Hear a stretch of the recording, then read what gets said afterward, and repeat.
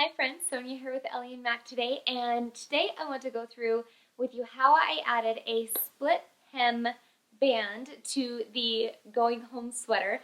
I really love how this looks. It's just a fun, kind of trendy way to spice up your patterns, and this is super easy to do. And you can see here that what I did is I created a little bit of height difference, which also looks really fun when you've got a belt on. I'll show you some pictures of how that's styled.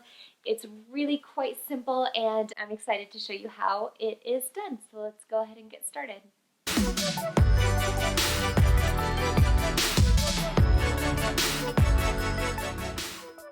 I wanted mine to be shorter in the front than in the back, so I'm just going to cut 2 inches off of the front bodice.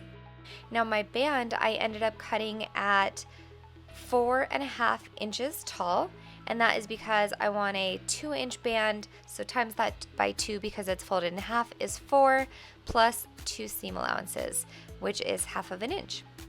The length of my band, I measured the bottom and multiplied by 87%.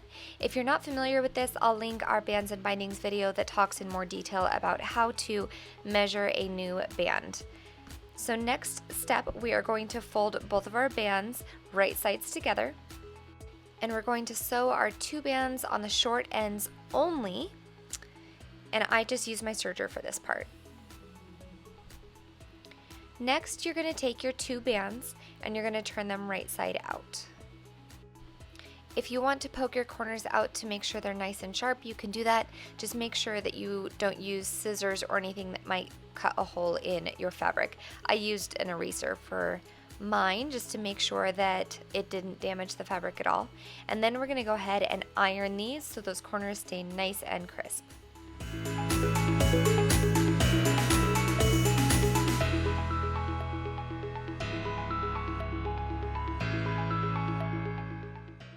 Our next step is to go ahead and add our sleeves and sew our side seams. Just do not sew the last 4 inches above where the bands are going to go on the side seams because we'll attach those later. Now we're going to mark the centers of our front and our bands and match those up.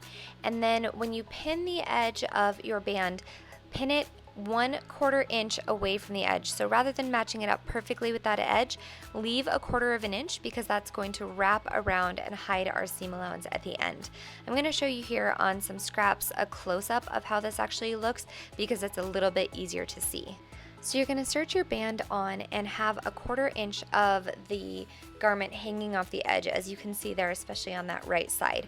So from where you stopped your serger stitches, go ahead and sew the rest of the way down to that first seam allowance with a sewing machine, and that way we can lay those flat and iron it, and it will create a really nice crisp edge with no exposed edges.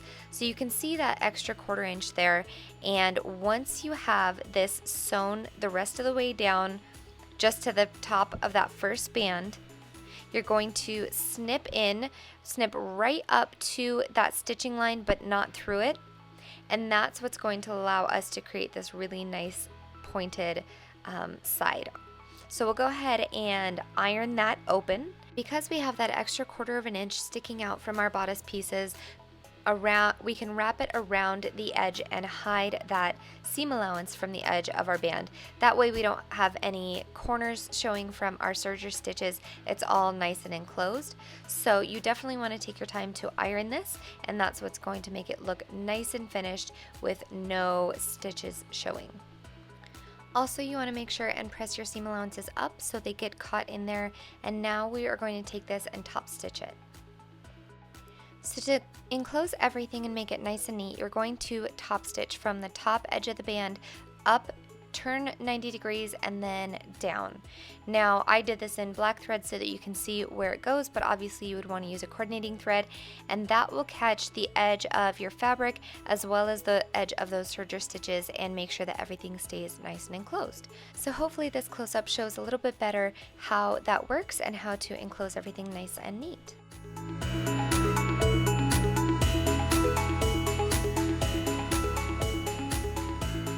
Alright friends, I hope you enjoyed that hack. Thank you so much for joining me today, and go ahead and check out some of our other videos on lots of fun sew-alongs as well as techniques and fun product reviews.